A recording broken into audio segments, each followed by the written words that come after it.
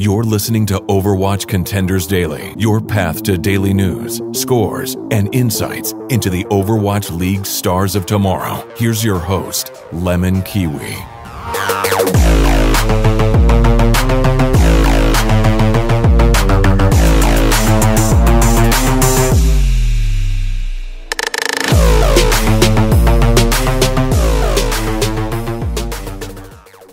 Fans, hope the Monday's going well. This is Overwatch Contenders Daily. I'm your host, LemonKiwi. I've got another great World Cup interview today, and it's going to be featuring Team UK. The committee are here to talk about their roster, and that's Coach Hayes, General Manager Stylosa, and Community Lead ChipSa to talk about their final roster, which, if you missed that announcement, this features ChrisTfer, Smex, Kib, MikeyA, KSP, Boombox, and Cruz. So we're going to go over why they picked this roster and who will be their rival team coming up into World Cup. But before we get into my interview with those guys, let's go over some quick European contenders news.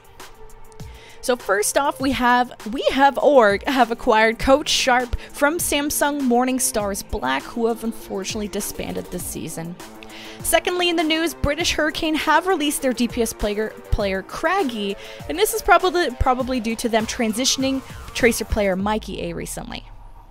Third, in European news, we got known EU DPS player Visility has joined top NA contenders team Toronto Esports.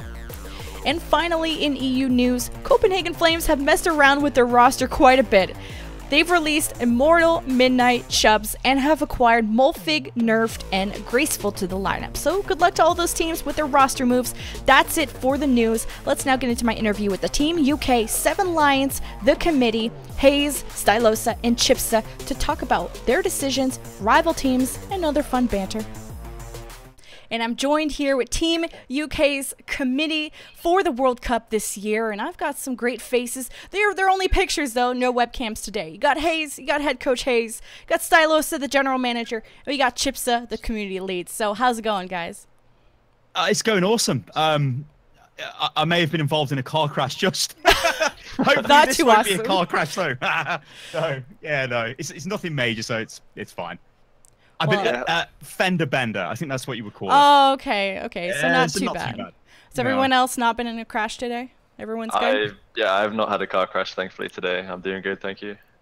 Me neither. I'm still alive and no crashing of cars today. Nice. Well, you guys have narrowed it down to your 7-man roster, but before that, let's get into the conception of the team. Tell me about tryouts. So we've seen some teams do open tryouts, some teams do invite-only based on placing. So how did you guys format your tryouts? Yeah, so I think the first thing we did is we look at the wider UK community, so beyond players and such, and we put together almost like a crack team of everybody who's capable of sort of adding to the unit. So we've got additional analysts, we've got additional coaches. So our actual structure is quite. We've got 2 additional coaches. We've got additional people from the community to help with content creation. We've got dedicated blog writers. We've actually got quite a lot in place. It was sort of it was almost like France is the template for this, right? So the French approach to the World Cup last year, I thought was absolutely brilliant, and I think we can sort of what they've done this year is really good as well, but we can almost elevate what we did last year and sort of expand our foundation to build upon that. And then from that, obviously, we go into looking to find the players, the 12 players. Although I think we had 17, didn't we, Hayes, to begin with? We had, I think, 17 or 18 players who with the first invites to the trials. So you guys invited them based on what you knew about them? Yeah, so the reason. Okay, Hayes. You go, Hayes. You go. Sorry. Okay, the UK scenes. It's not massive. It's not that massive for Overwatch, but we do have quite a few good players in the scene. Most of the good players are quite well known already. So obviously we went with inviting those ones, and then we sort of delved deeper into the more unknown players. So we did some good research for all of the players we invited. And you guys don't have a ton of Overwatch League talent, right? Is it just Boombox? I don't know. We have Boombox. We have Numlocked. I think that's it, maybe. Oh well, and you, Hayes, and that's it. Yeah, and only 2 players, I think. Well, let's dive right into this roster, guys. Let's talk about the tanks. I want to know why you guys pick certain people, and we'll start with the larger roster. At first, it was ChrisTfer from Snakes, Fusions from the British Hurricane. Then you got the off-tanks of Smex from NRG, Morsi from Angry Titans. So tell me about these tanks' play style, the leadership. What drove you guys to pick these guys at the beginning? Well, I mean, for the tank, for the main tank slot, this is the most difficult position for us because that's arguably where our best players are. So we've got three, or we did have three. So Numlocked, obviously, from LA Valiant, Fusions, and ChrisTfer. Now, what is crucial to us is the tanks. Like, it's integral to the team, right? The main tank. You can't have a main tank. You sort of have to mold into a certain play style. But the good thing with all three of our tanks is that, like, this is so hard for me to explain. Like, if you were to rate them all, they would all be above 9. And it's like, how do you choose the one? Like, and we've came down to the conclusion of Chris being the one. I mean, Hayes, you can jump in on this and explain why, but this was by far the most difficult thing we had to do. I definitely agree. Like, I think the main tank was one of the hardest roles for us to pick because all of them were so close together. All of them were like really decent main tanks. I'd say like the main reason we went with Chris right now is because of his like understanding of this current meta. He like had a really good understanding of like exactly the role of the main tank. I mean, obviously right now is a lot of Widowmaker, so Chris understood that his job as the main tank is to contest the Widow, like make her job like as hard as possible, and that like sort of enables our Widow, which is like the core component of the team right now. Chris also, I'd say, he's like a really good leader for the team. Yeah. You know, he's well, yeah, he's very confident in what he's doing. Yeah. He's really good for leading in a LAN environment as well. Like, this is something as well which you know, other people might not be as privy to as we are. Chris is well, we would call him in the UK a bit of a lad, but he's quite good for keeping the team together. Like, he was the captain. Well, he was the captain last year, and right. He performed that role really well. Like, he's somebody the other players can go to. You know, they can talk to him, like they can confide in dad. him. Yeah, almost. Yeah. It's like an older brother. It's probably a better way to explain it. Yeah, but like that to me is so crucial. Like, I come from a sporting background, so to me, when I look at esports and when I see the way teams are set up, certain things can be missing, and I think Chris, when we compared him to the other tanks, does have that, and they don't. Yeah, I mean, he's very level-headed. Like, that's what I'd say about Chris. He's level-headed. He like understands in most situations like what he needs to be doing, and like also relays that to the team. So like the team in essence feel like more comfortable playing with Chris, just because of his nature. And also,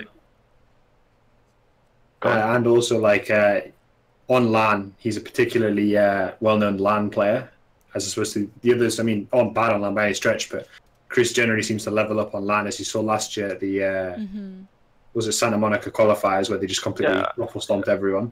Yeah, I think he definitely thrives in a LAN environment. I'd say that's one of Chris's strengths. And what about your off tank? So Chris is great off and in game. So why did you choose your off tank? So off tank, Smex. One thing that really stood out for Smex with me is like his game knowledge. Like, Smex has like a really good understanding of the game.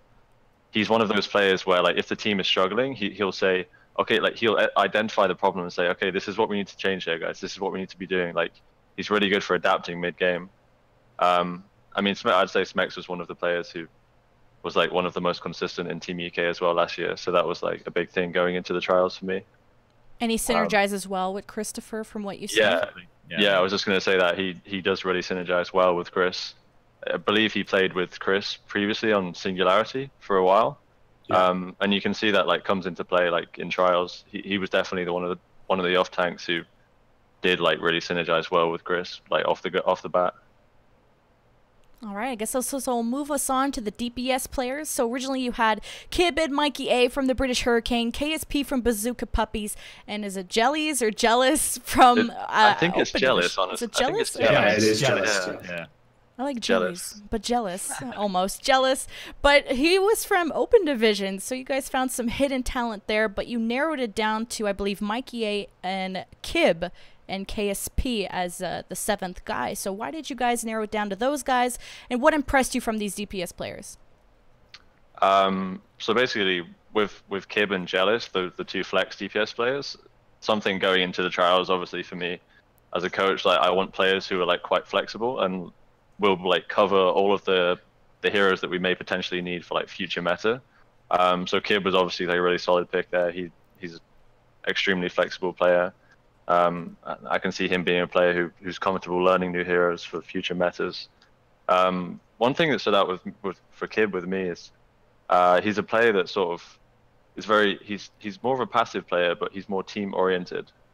And to be honest, those are my like favorite sort of DPS players, because you know you're going to have like consistency there with players who know that they have to be playing around the team. I mean, Overwatch is a hugely team dependent game, so that's important. For Jellis, I'd say Jellis is more of an up and coming player. His Pharah was very like notable. His Pharah, like he was one of those players who's really proactive with like setting up Pharah ults and like coordinating that with the team. So his Pharah really stood out for me. For the hit scan players, I would say KSP was one of the stronger the hit scan players. You can see with KSP that he really understood like how to play Widow in this current meta, like the importance of setting up the flanks and like the crossfires with the Widow.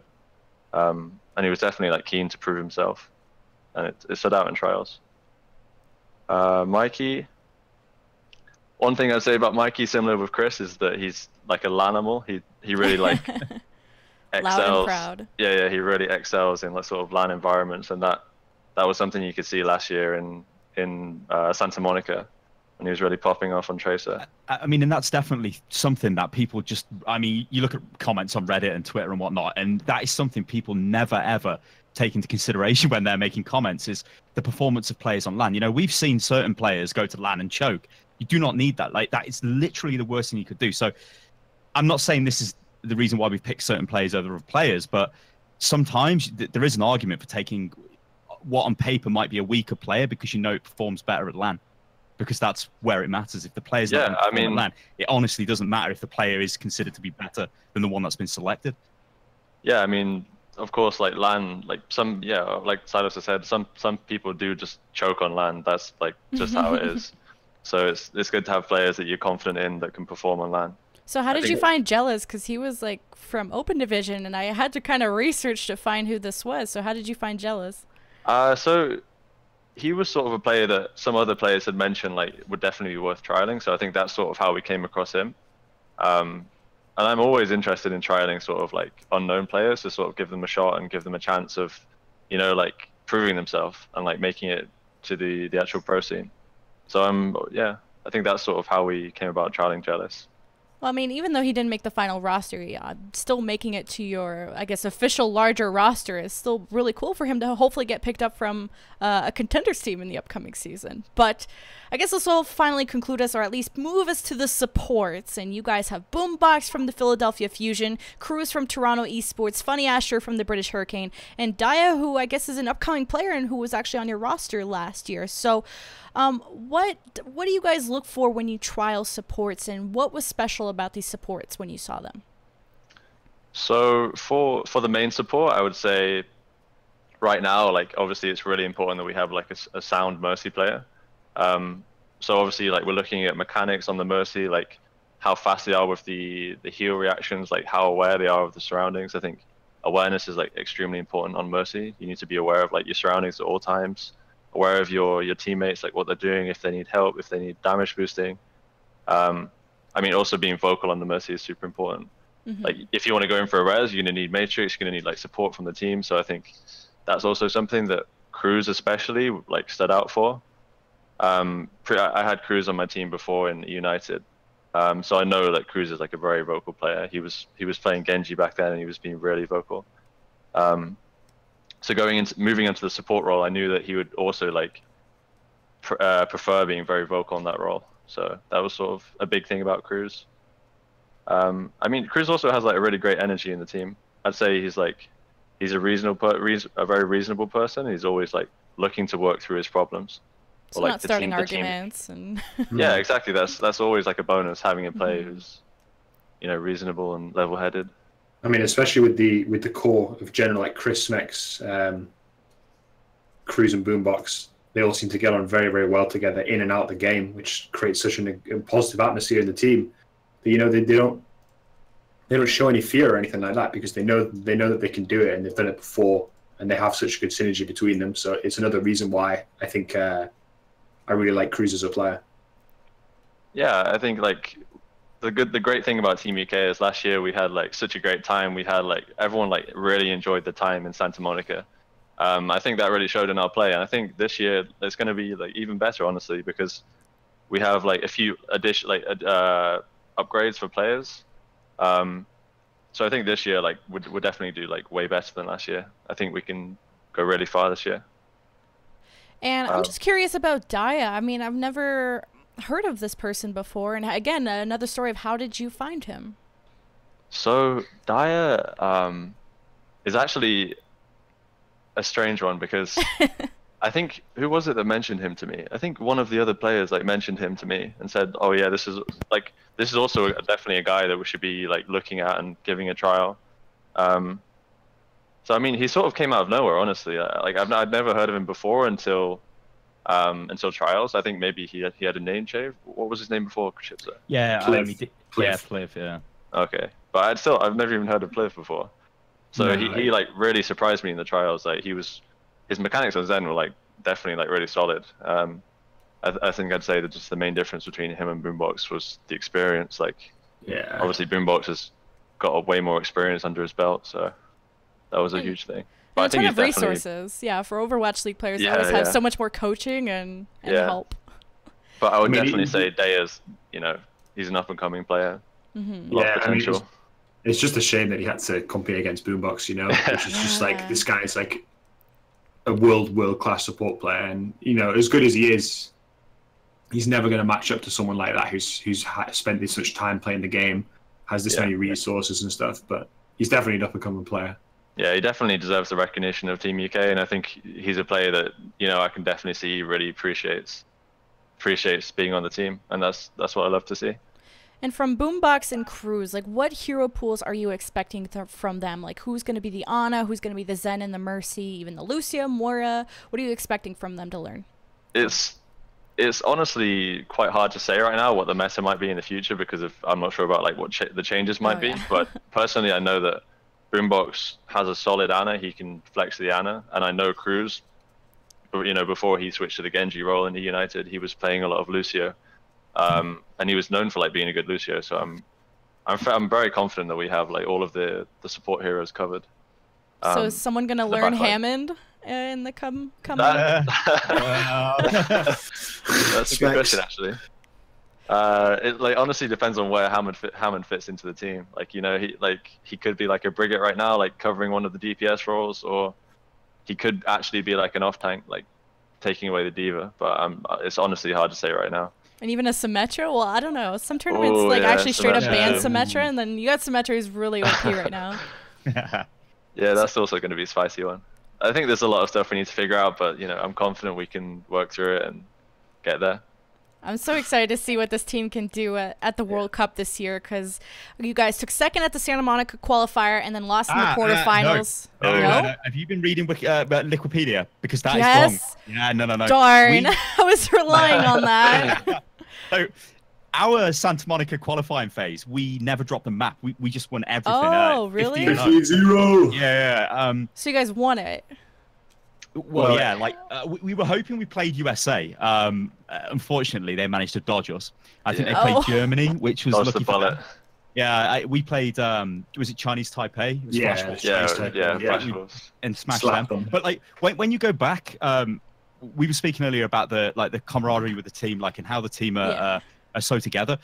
During that qualifying phase, I remember when we were getting ready to go on the stage against Flash Wolves, and to use a very British term, you could see that Flash Wolves were bricking it.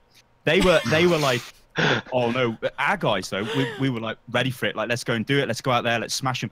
There is a lot of that with Team UK. It's not just, you know, over the top, because we've obviously got the skill to back this up, and it really works. Like, you go out there positive with that mind frame, that positive mindset, and you just perform. Obviously, you still need to perform, but it puts you on such a good sort of footing to do that. So yeah, like we were really dominant in the Santa Monica qualifiers. Then we go to BlizzCon. Now this is where we had some issues. So the primary issue with this, because the team obviously didn't perform very well, is our main support had stopped playing the game. Had gone to PUBG, which was a bit of a problem.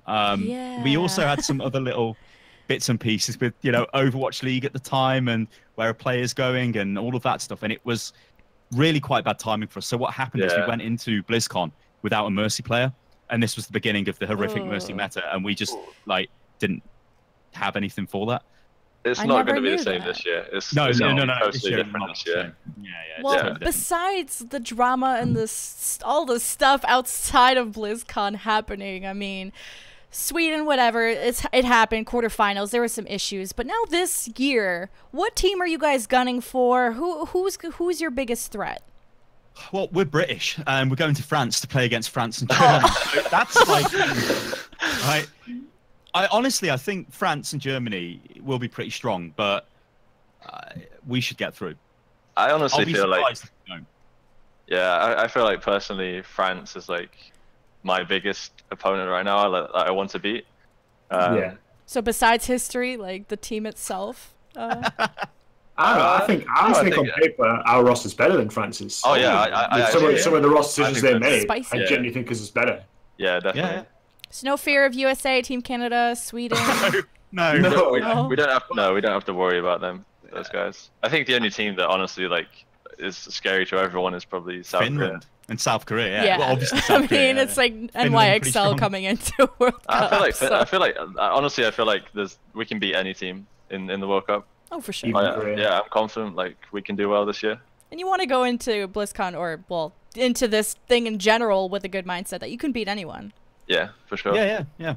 Because I honestly think if the patch didn't hit last year at BlizzCon, if we played on the old without Lucio, I actually think we legitimately had a shot against Korea. Yeah, I think so too. But we actually genuinely think would have had a shot against Korea more than any other team in the entire of the tournament. But well, sometimes a patch hits and one of your players quits the game. So yeah. Well, don't call out that player too much, jeez, guys.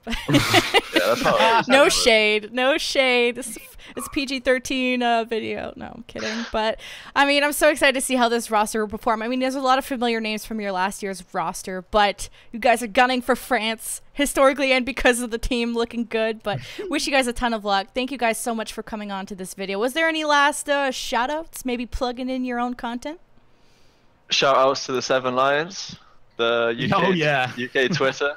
So everyone go follow that one. I should start with that. Yeah, good guy. Also, go follow my Twitter at Hayes, Hayez. Make sure you follow my Twitter as well, ChipSa_W.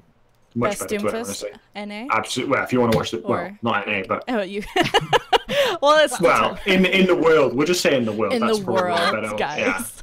Make sure everyone subscribe to Unit Loss Gaming. Well, if you want garbage content.